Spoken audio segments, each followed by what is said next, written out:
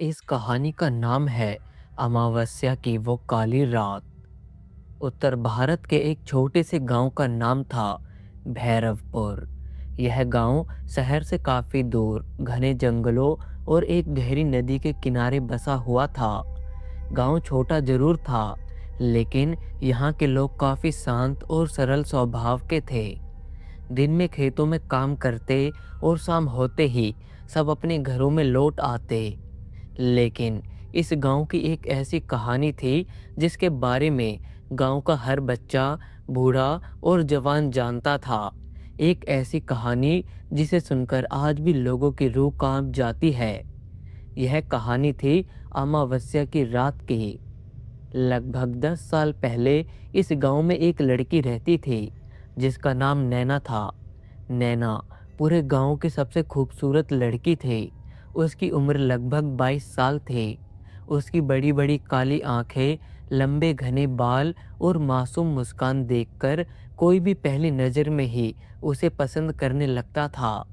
गांव की औरतें अक्सर कहा करती थी, भगवान ने इसे बड़ी फुर्सत से बनाया है। नैना का स्वभाव भी उतना ही अच्छा था जितनी वह खूबसूरत थी। वह हमेशा सबकी मदद करती, गांव के बुजुर्गों का सम्मान करती और बच्चों के साथ हंसती खेलती रहती थी। नैना की 3 काफ़ी करीबी सहेलियां थीं, काजल, राधा और मीरा।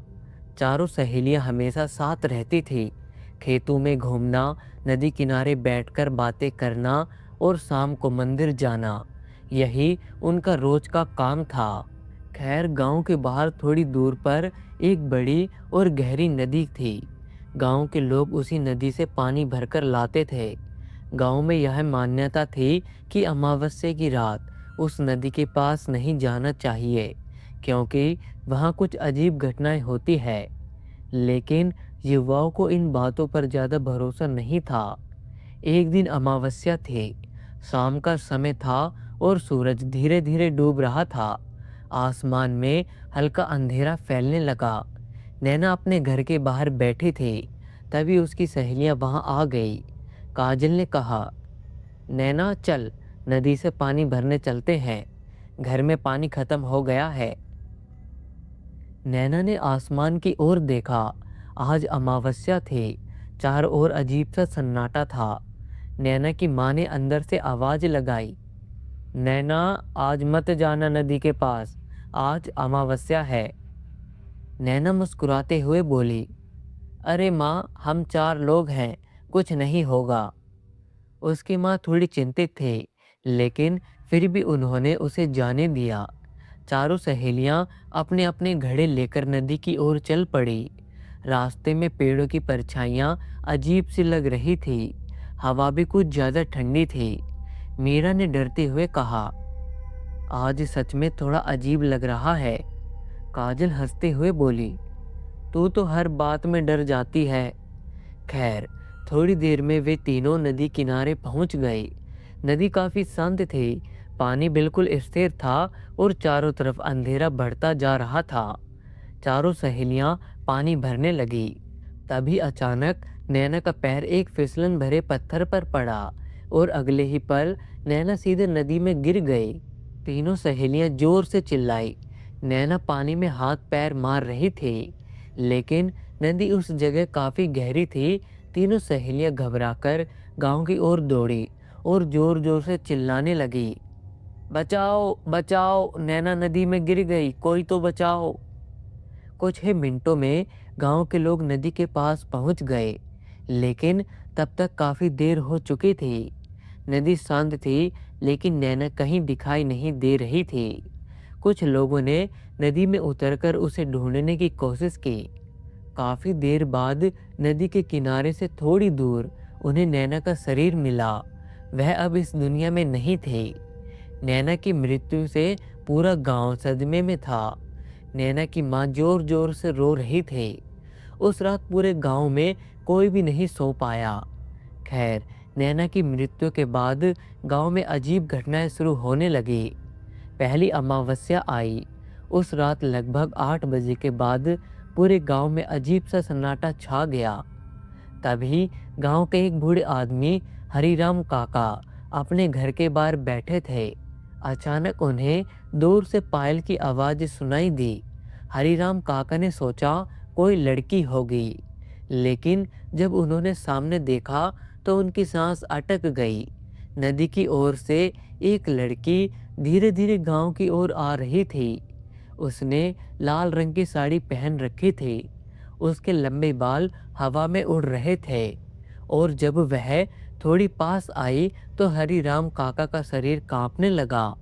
वह लड़की बिल्कुल नैना जैसी दिख रही थी, लेकिन उसकी आंखों में अजीब सा खालीपन था और उसके चेहरे पर एक डरावनी मुस्कान भी। हरीराम काका डर के मारे अंदर भाग गए और दरवाजे बंद कर लिया। अगली सुबह उन्होंने सबको यह बात बताई, लेकिन गांव के कुछ लोगों ने इसे उनका भ्रम समझा। लेकिन उसके अगले महीने अमावस्या की रात गांव में एक लड़का रमेश अचानक गायब हो गया। आखिरी बार लोगों ने उसे रात में नदी की ओर जाते हुए देखा था। अगले दिन उसकी लाश उसी नदी में मिली। उसके चेहरे पर अजीब सा डर था। उस दिन से गांव के लोगों को समझ आ गया, नैना की आत्मा वापस आ चुकी है। उस दिन के बाद से गांव में एक नियम बन गया, अमावस्या की रात 8 बजे के बाद कोई भी घर से बाहर नहीं निकलेगा। जैसे ही रात के 8 बजते पूरा गांव अपने दरवाजे बंद कर लेता। सड़कें खाली हो जाती, चारों तरफ सन्नाटा छा जाता और तभी दूर से फिर वही आवाज़ सुनाई देती, नैना की पायल। कई लोगों ने खिड़की से झांककर उसे देखा था। वह पूरे गांव में घूमती थी और अगर कोई इंसान गलती से भी बाहर दिख जाता तो वह उसके पास जाती, मुस्कुराकर उससे बातें करती और फिर उसे प्यार से नदी की ओर ले जाती। लेकिन जो भी उसके साथ गया वह कभी वापस नहीं आया। अगले दिन उसकी लाश नदी में मिलती। धीरे धीरे यह कहानी पूरे इलाके में फैल गई। लोग इस गांव से दूर रहने लगे, लेकिन असली डर अभी शुरू ही हुआ था, क्योंकि एक दिन गांव में एक ऐसा आदमी आया जिसने इस रहस्य को ख़त्म करने की ठान ली और उसी दिन से शुरू हुआ अमावस्या की रात का सबसे डरावना अध्याय। खैर, भैरवपुर गांव में अब डर एक परंपरा बन चुका था। हर महीने जब अमावस्या आती तो शाम होते होते गांव का माहौल बदल जाता। जैसे ही घड़ी में 8 बजते हर घर के दरवाजे बंद हो जाते, खिड़कियों पर मोटे पर्दे डाल दिए जाते, कुत्ते तक भौंकना बंद कर देते और फिर शुरू होती थी वह आवाज़, नैना की पायल की आवाज़। कई लोग कहते थे कि उन्होंने उसे अपनी खिड़की से देखा है। लाल साड़ी में एक बेहद खूबसूरत लड़की, लंबे बाल, चेहरे पर मुस्कान, लेकिन उसकी आंखें बिल्कुल सफ़ेद होती थी और जो भी इंसान गलती से उसके सामने आ जाता वह उससे काफ़ी प्यार से बात करती और फिर धीरे धीरे उसे नदी की ओर ले जाती और अगली सुबह उसकी लाश नदी में मिलती। खैर, एक दिन गांव में एक अजनबी आदमी आया। उसका नाम था विक्रम। विक्रम पेशे से एक पत्रकार था। उसे भूत प्रेत और रहस्यमय घटनाओं की सच्चाई जानने का शौक था। जब उसने भैरवपुर की कहानी सुनी तो उसने तय किया कि वह इस रहस्य का सच पता लगाएगा। वह गांव के मुखिया के पास गया। मुखिया ने उसे पूरी कहानी बताई। विक्रम ने हंसते हुए कहा, यह सब अंधविश्वास है, भूत जैसी कोई चीज नहीं होती। मुखिया ने गंभीर आवाज में कहा, बेटा, अगर सच देखना है तो अमावस्या की रात 8 बजे के बाद बाहर निकलना। सच तुम्हारे सामने खुद ब खुद आ जाएगा। विक्रम ने तुरंत कहा, हाँ, मैं जरूर निकलूंगा। गांव वाले यह सुनकर डर गए, क्योंकि जो भी ऐसा करने की कोशिश करता था वह कभी वापस नहीं आया था। खैर, कुछ दिनों बाद फिर अमावस्या आई। शाम से ही आसमान में काले बादल छा गए। ठंडी हवा चलने लगी। जैसे ही घड़ी में 8 बजे गांव में सन्नाटा छा गया। सब अपने घरों में बंद हो गए, लेकिन विक्रम अपने कमरे से बाहर निकल आया। उसने कैमरा और टॉर्च साथ ले लिया। वह धीरे धीरे गांव की सड़क पर चलने लगा। चारों तरफ अजीब सन्नाटा था और तभी अचानक उसे दूर से एक पायल की आवाज सुनाई दी। विक्रम रुक गया। उसका दिल तेज धड़कने लगा। पायल की आवाज धीरे धीरे पास आ रही थी और फिर उसने देखा नदी की ओर से एक लड़की चलकर आ रही है। लाल साड़ी, लंबे बाल और बेहद खूबसूरत चेहरा। विक्रम ने कैमरा उठाया, लेकिन जैसे ही उसने कैमरे से उसकी आंखों की तरफ देखा, उसके हाथ कांपने लगे। उस लड़की की आंखें पूरी सफ़ेद थी और उसके चेहरे पर एक अजीब डरावनी मुस्कान थी।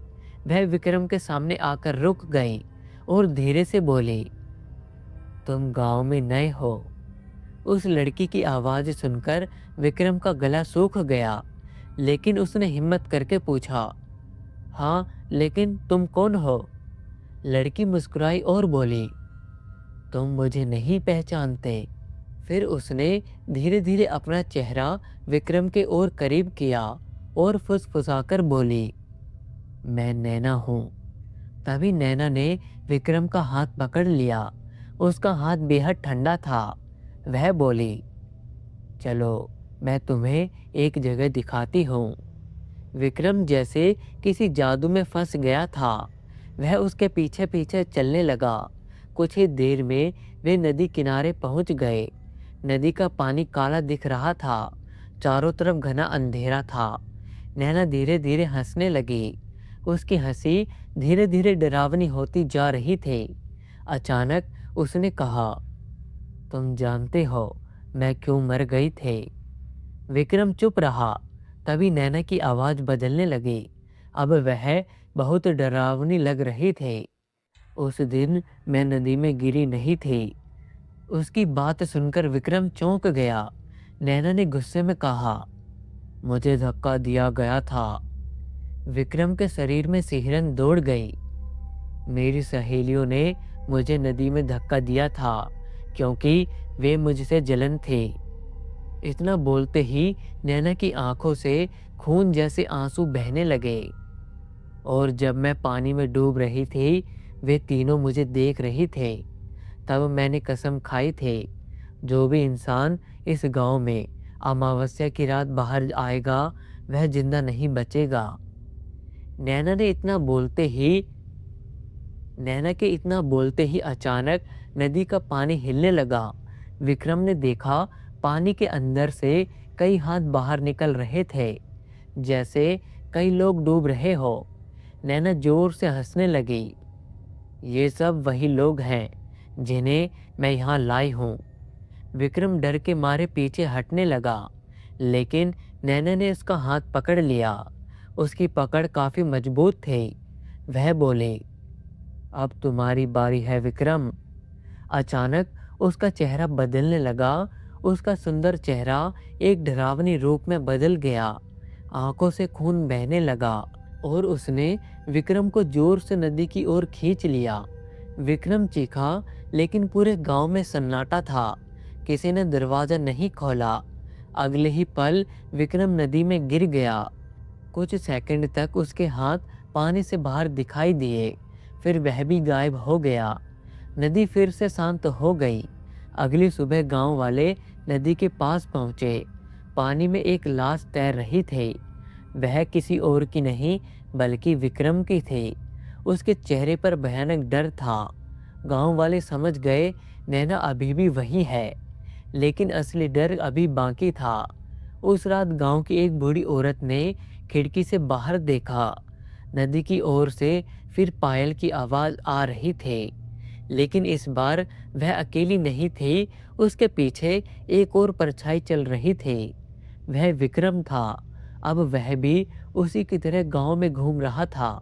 दोनों की पायल की आवाज़ पूरे गांव में गूंज रही थी। तभी दूर से एक फुसफुसाहट सुनाई दी, अगली अमावस्या फिर कोई आएगा और शायद अगली बार नैना का शिकार तुम हो सकते हो। तो दोस्तों, इस कहानी में इतना ही। कहानी आपको कैसी लगी हमें कमेंट बॉक्स में ज़रूर बताएं